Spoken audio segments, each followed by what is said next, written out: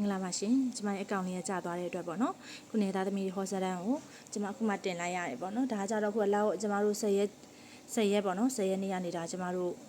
လောက်ဝဲလောက်အဟောဖြစ်သွားမယ်ပေါ့နော်10ရက်ဒီနောက်ပိုင်းအဟောဖြစ်သွားပါမယ်အဲ့တော့ခါကျတော့ဒီ12လပိုင်းမှာကြတော့ကျမတို့ဒီကလေးတွေပညာရေးနဲ့ပတ်သက်တဲ့ဆိုရင်ပညာရေးဘက်ပိုင်းမှာအားနည်းနေတာလေးတွေတွေ့လာမယ်တချို့ကလေးတွေဆိုရင်အခုဆံမွဲတွေဖြေလာခါနီးမှာပေါ့နော်သူတို့ဟာဘယ်လိုပြောမလဲသူတို့ကိုသူတို့အားမလို့အားမရဖြစ်နေတာတွေစာနဲ့ပတ်သက်ပြီးဆိုရင်အဲ့လိုစိတ်ပါဝင်စားမှုအားနည်းလာတဲ့အနေထားလေးတွေပေါ့နော်စာလွဲပြီးတော့ကျန်တဲ့ဟာလေးတွေကိုစိတ်ဝင်စားနေတာစာအပေါ်မှာစိတ်ဝင်စားမှုအားနည်းနေရလေးတွေတွေ့မယ်ပြီးတော့တချို့တွေကကြတော့သူတို့ဒီနှစ်ကုန်ခါနီးလေသူတို့ရဲ့စာမွေးအကြီးနီးလေသူတို့ရဲ့ရလက်ကအားရစရာသိမရှိဘူးเนาะအားရစရာသိမရှိဘူးစူးစမ်းအားထုတ်ခဲ့မှုအားနည်းချောင်းကိုတော်တော်လေးတိတိတာပေါ်လွင်လာတဲ့အနေအထားမျိုးလေးတွေတွေ့ရတယ်ရှင်เนาะအဲ့တော့ကလေးတွေကိုပညာရေးနဲ့ပတ်သက်ပြီးတော့ဆိုရင်အခုတိပေါ့နော်ဗီဒီယိုလေးကြည့်ပြီးတဲ့အချိန်မှာလေတိတိချာချာလေးကို guide ချပေးပါကလေးတွေကစိတ်ဝင်စားမှုအားနည်းနေရစားလည်းပြီးတခြားဟာတွေကိုပဲစိတ်ဝင်စားမှုတွေအားများနေဆိုလေတွေ့ရပါတယ်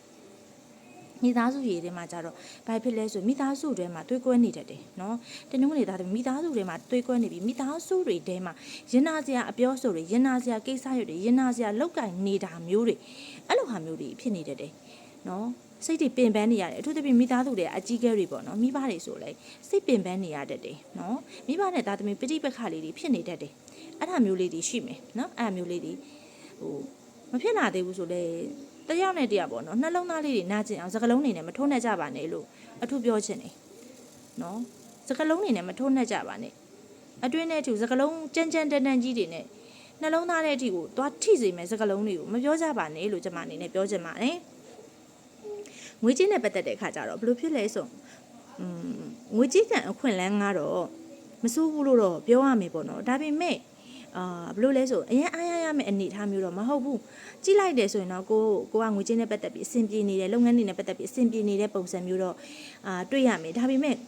ငွေကြေးနဲ့ပတ်သက်ပြီးတိတ်အားမရရဘူးဖြစ်နေတယ်နော်အားမရဘူး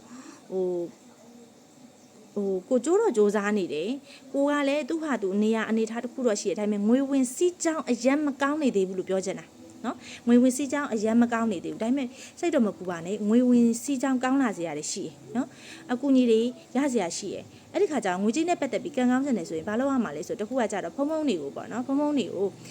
ုဒီခေါင်းရိတ်တဲ့ဂျုတ်ဓားပေါ့နော်အဲ့လိုဂျုတ်ဓားမျိုးလေးကိုလှူပေးတဲ့ကုသိုလ်လေးလုပ်လိုက်ပါအဲ့ဒါဆိုရင်တော့ထူးထူးခြားခြားငွေကြေးကံပွင့်သွားလိမ့်မယ်လုပ်ငန်းကိုင်ငန်းနဲ့ပတ်သက်တဲ့ခါကျတော့တချို့လူတွေကကြတော့နေရာပြောင်းရတာအလုပ်တိကံတွေပြောင်းရွှေ့ရတာအလုပ်ထဲမှာဆိုရင်လည်းအလုပ်တင်မပြောင်းတော့အလုပ်ထဲမှာဆိုလည်းနေရာပြောင်းရတာဂျာဒူးတိုးတာလစာကောင်းတာမျိုးလေးတွေတွေ့ရမယ်အလုပ်နဲ့ပတ်သက်ပြီးခရီးလေးတွေထွက်ရတာမျိုးလေးရှိမယ်เนาะအလုပ်ကိုင်ခွင့်နဲ့ပတ်သက်တဲ့အခါမှာဘယ်လိုပြောမလဲဆိုရင်ကောင်းကောင်းမွန်မွန်အနေထားလေး bonus တွေရတာကြီးလစာတိုးတာမျိုးတွေအဲ့လိုဟာမျိုးလေးတွေအခွင့်အလမ်းကောင်းတွေကြုံနေမယ်တချို့လူတွေကြတော့အလုပ်တိတ်ကင်တွေပြောင်းရွှေ့ခြင်းနေတယ်တကယ်ပြောင်းလိုက်ပါပြောင်းလိုက်တယ်ဆိုရင်လည်းကိုယ့်အတွက်ကိုပုံမှုပြီးတော့ကောင်းမွန်တဲ့အလုပ်တိတ်ကင်တွေဖြစ်လာမယ်လို့ပြောချင်ပါတယ်အဲ့တော့မိသားစုရေနောက်ဆုံးမှာပေါ့နော်မိသားစုရေမှာကြတော့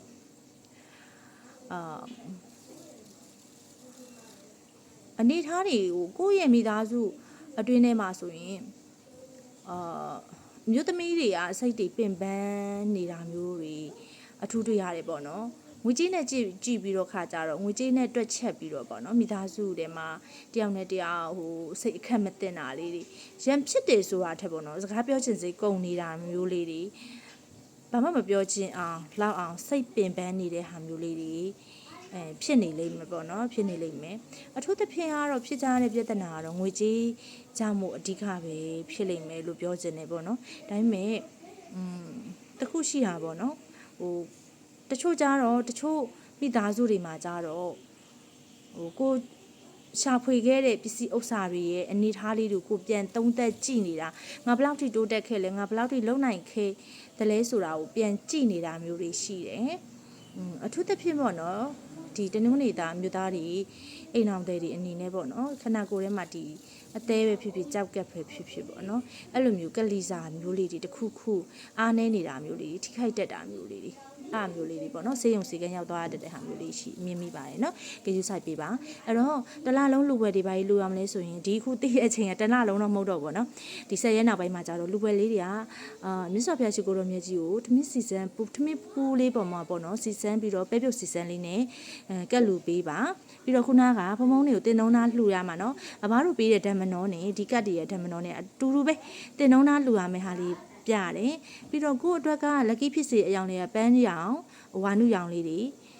လက်ကိကောင်းနေပြီးတော့